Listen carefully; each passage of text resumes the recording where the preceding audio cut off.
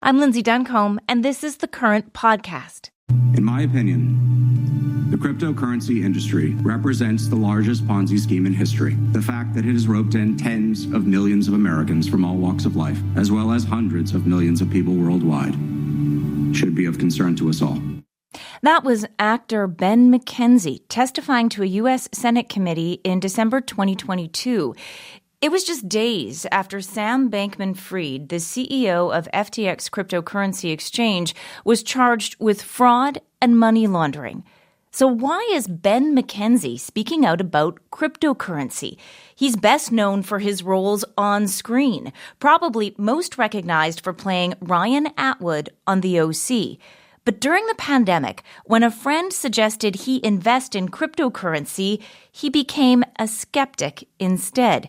Since then, he's investigated the industry, getting the ear of politicians, writing a book, and now releasing a documentary called Everyone is Lying to You for Money. Ben McKenzie, good morning. Good morning. I want to start where this all began. Why didn't you take your friend's advice and invest in crypto? What held you back? A lot of us have a friend who we love dearly, but we would never take financial advice from. And that for me is my friend Dave. He had actually encouraged me to invest in a obscure stock years ago, right when I was making a little money on the OC, and I put a little money into it.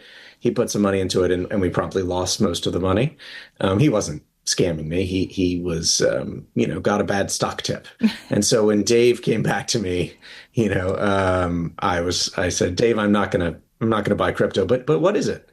And he couldn't answer basic questions about what it is and how it worked. And, I have a degree in economics from university, and so I just became fascinated by it. And once I was interested, I couldn't stop thinking about it. It's one thing to choose not to put your money into crypto, but you've gone so much further. Why have you thrown yourself into being so vocal about this? It was a slow process. It started out of the pandemic when there wasn't that much for actors to do. So it started perhaps from boredom and not a midlife crisis, but a desire to mix things up for myself professionally. So that's probably how it started. It's become something that I am deeply passionate about because I think the combination of the general public's lack of knowledge about crypto, which is completely understandable. Most people have heard the word and don't really know much more than that. But unfortunately, the combination of that level of ignorance with the potential for manipulation in the market and self-dealing and criminal activity being facilitated, the combo is really bad. It's bad for democracy, both in America, where we obviously have a president who's embraced cryptocurrency and has made a fortune on it, but it's also bad globally, I would argue, unless it's properly regulated, which is really what I'm advocating for, is just proper regulation. So investors are protected, and so we don't have so much crime being facilitated via crypto. I want to ask you about the politics in a moment, but first, let's go back to the beginning of this film. It starts with a scene. You say you're in Iraq, where you explain the idea of money started, and then you walk up a hill, and it turns out you're not in Iraq. You're in West Texas. How does that introduction work for the kind of message you're trying to get across here? Sure. Everyone is lying to you for money is the title of the movie, and I, too, am lying to you for money, and I say so at the top. The reason that lying is such an important part of the story of money itself is that money is made up. It's what's called a social construct. People have to believe that something works. It has to work for them. Enough of them have to believe that for the thing to work. Over the years, money has taken different forms, whether it's feathers or coins or, bills, and now digital ones and zeros in bank accounts. But what money really is at the end of the day is trust. When you take a dollar bill from me, you take it not because you trust me, but because you trust that you can use that dollar bill for whatever you see fit. Crypto says we don't need any of that trust, that human trust. We can privatize it. Corporations can issue money. That's what cryptocurrency is privately issued money. And you can trust that. And the truth is you can't. And so you're really placing the trust or transferring it from the public sphere to the private sphere in a way that I think is very dangerous. We actually have historical precedents here. We've tried privately issued money before in the 19th century in America during what's called the wildcat banking era. And there was a lot of fraud. And eventually we scrapped it and replaced it with a central bank. So long answer to a short question, but essentially money is trust. And these guys are lying to you for that money. Interesting how you talk about the trust having been moved from a public sphere and a system to private individuals, because part of this documentary had you going to these conferences and speaking one-on-one with some of the people behind these crypto companies. What did you learn from talking to them? Well, 2 of them are in jail now. Yeah. And it was pretty clear to me when I spoke to them that whatever they were doing, it wasn't on the up and up. I was kind of flabbergasted that I was the one, the former actor turned investigative reporter, was the guy, Ryan Atwood, was busting it up.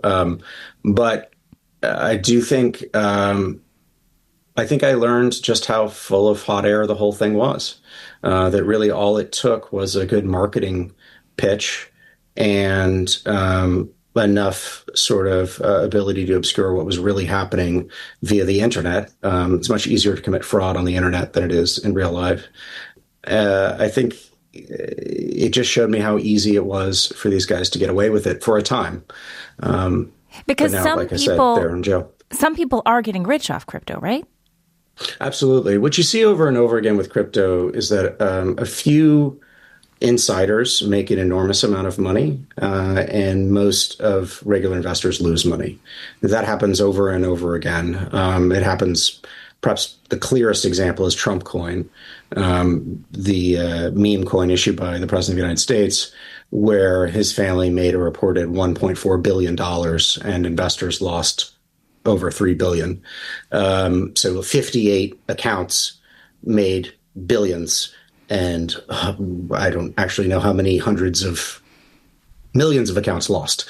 That happens a lot because, again, with the privatized money or privatized issuance of these cryptocurrencies, there's just a lot of potential for manipulation in the prices of those cryptocurrencies, which can lead to a lot of investors getting scammed and defrauded. Yet, despite that, some of the investors who lost so much spoke to you and said they keep investing. They still believe in Bitcoin. How do you explain that? Well, faith and belief are funny things. We are not entirely rational as human beings. I think for a lot of guys, crypto does predominantly appeal to men. The story is so compelling. The idea that you could become wildly rich beyond your wildest imagination without really much effort, and that you would somehow own this currency privately, the government wouldn't be able to take it away from you is the story. I think that appeals to all sorts of people, but particularly to men who are struggling financially or have, aspirations, understandable aspirations to become wealthy. And crypto really preys on those men. They prey on the fact that men are more likely to gamble, which is really what investing in cryptocurrency is sort of gambling in an unregulated, unlicensed casino. And men are also taught to hide their feelings when they lose. And you don't hear guys talking about their sports bets that they didn't win, right? They talk about the ones that they won. And so guys are taught from a pretty early age, often taught to feel shame and to not talk about when they lose. The net effect is quite bad. Guys are ashamed to talk about it when they lose. And yet in this documentary, you did get some of those men to open up and talk about their experiences. Let's take a listen to 2 of the men you spoke with. It seems silly, but I was more focused on just like the embarrassment than the actual financial implications. Yeah, I just kind of remember thinking, well, this is going to push my retirement back a few years. Mostly just a shot at freedom, a shot at a little bit more claiming of my time back and that time I can't get with my daughter back. I just had so many plans, I feel like I let her down big time. Yeah. It is a tough scene to watch. That last man speaking about his daughter, he breaks down crying.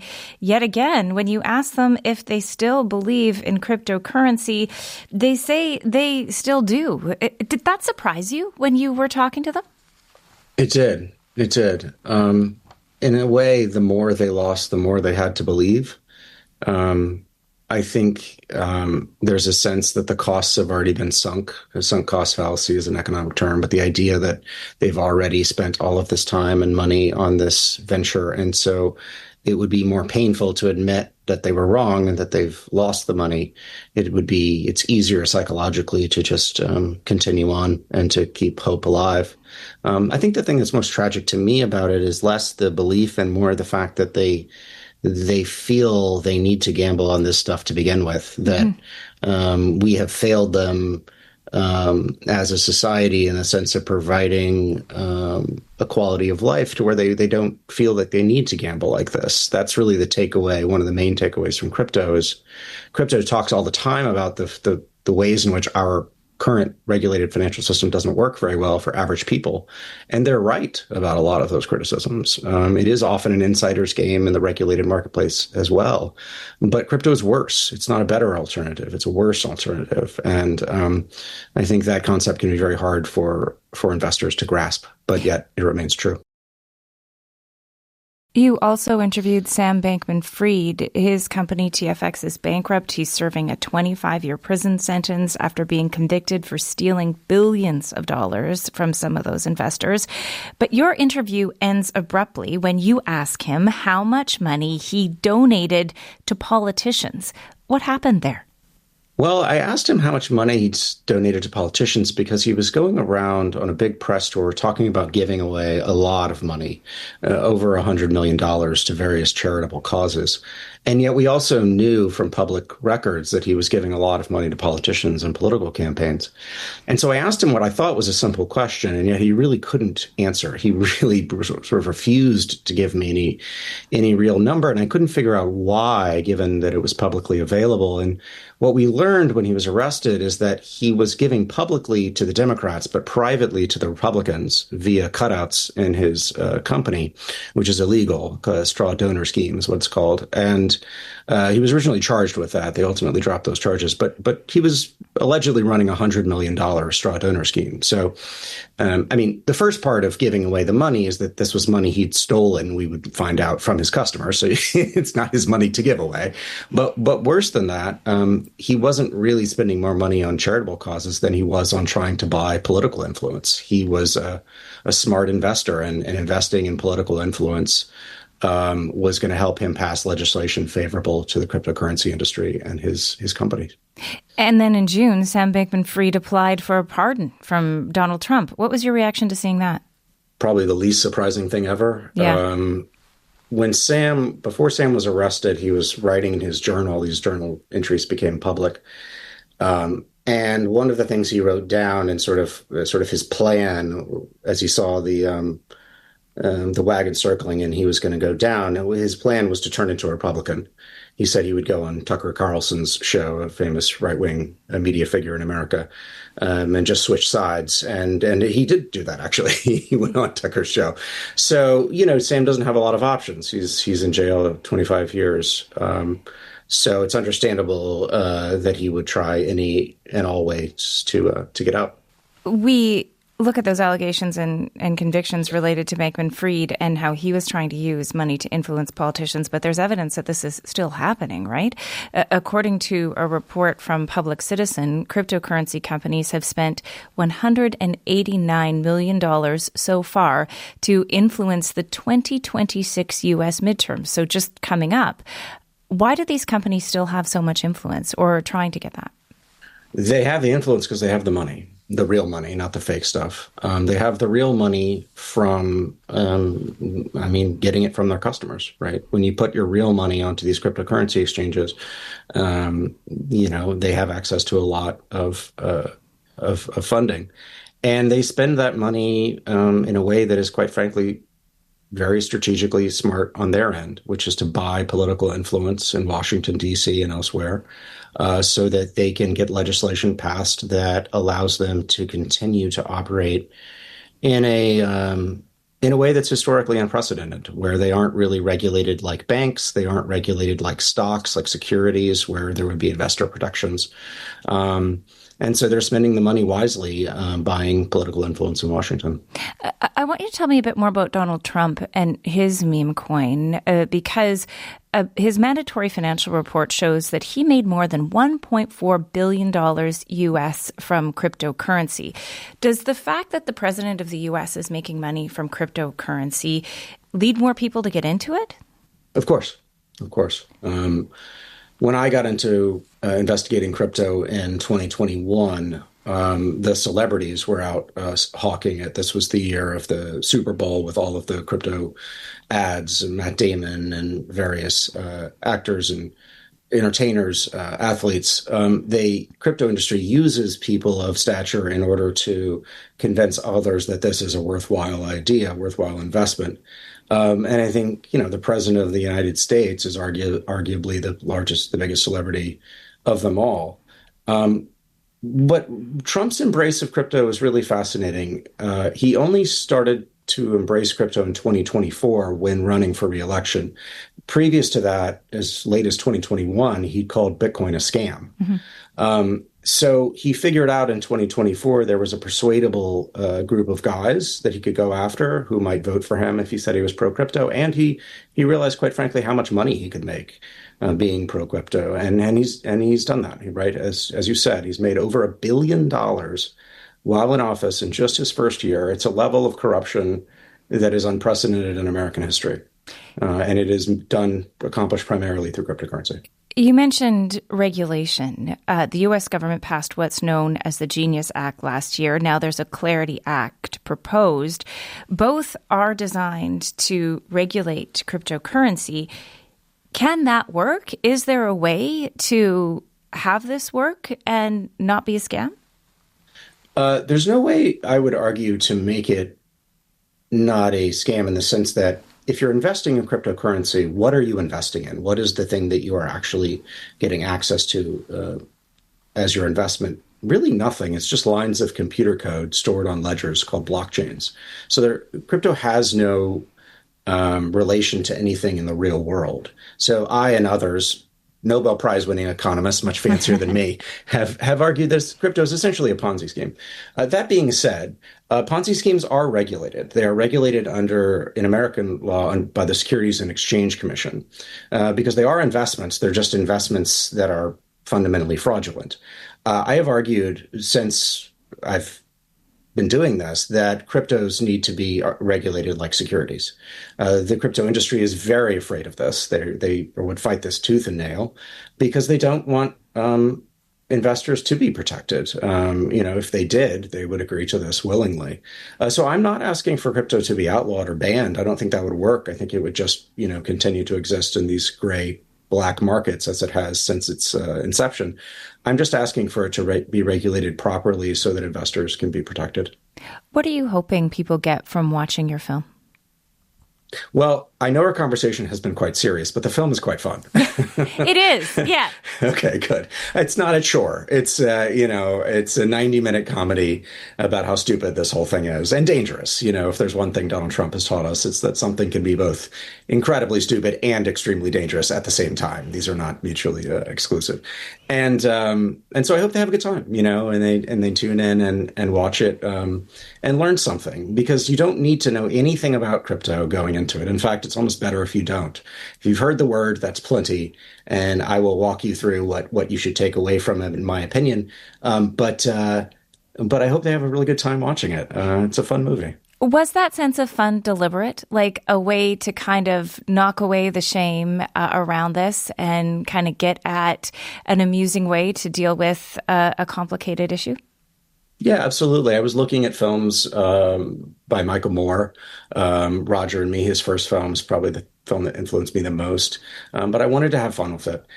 Clearly the film has a purpose, a social purpose, but I don't want to sit there lecturing people.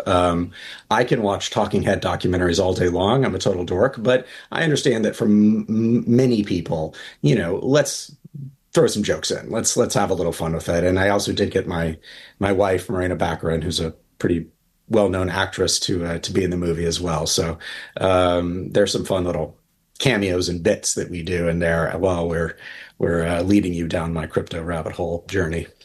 Thank you so much for joining us, Ben. Thank you. Ben McKenzie is an actor and the director of Everyone is Lying to You for Money. If you search for it online, you'll find details about the film's digital release this Saturday, August 22nd. It's a virtual screening followed by a Q&A with Ben McKenzie. Ticket holders will also be able to watch the film anytime through September 6th. Ben McKenzie also co-authored a book on the subject. It's called Easy Money, Cryptocurrency, Casino Capitalism, and the Golden Age of Fraud.